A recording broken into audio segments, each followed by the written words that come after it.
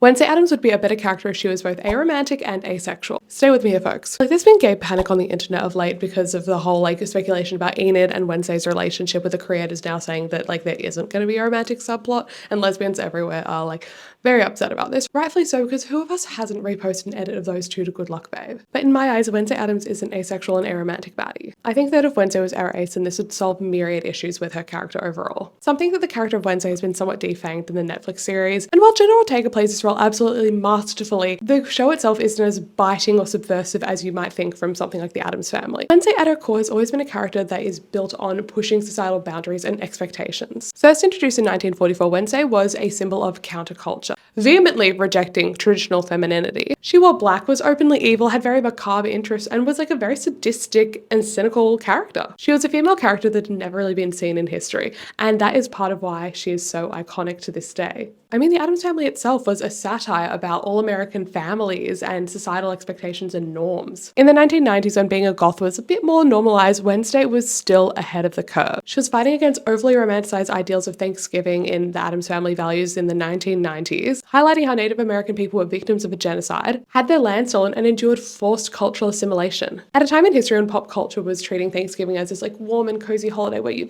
put on your sweaters and get a Thanksgiving turkey stuck on your head, Wednesday Addams called out the truth. But Wednesday in 2020 feels a bit hollowed out. Where she was once somewhat evil and maudlin, now she is ethical and soft. She went from being the one causing the trouble to being the person who is investigating the trouble. So how does Wednesday regain some of her famous anti-establishmentarianism?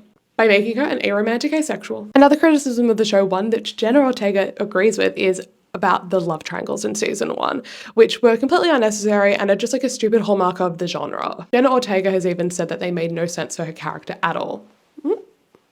She's been repeatedly vocal about her disdain for the choice to have Wednesday be in a love triangle, and I agree. And because of Jenna Ortega openly criticizing and questioning this plotline, they have actually cut it completely from season 2. And she even says in the first episode of Wednesday, quote, "I am not you, mother. I will never fall in love or be a housewife or have a family."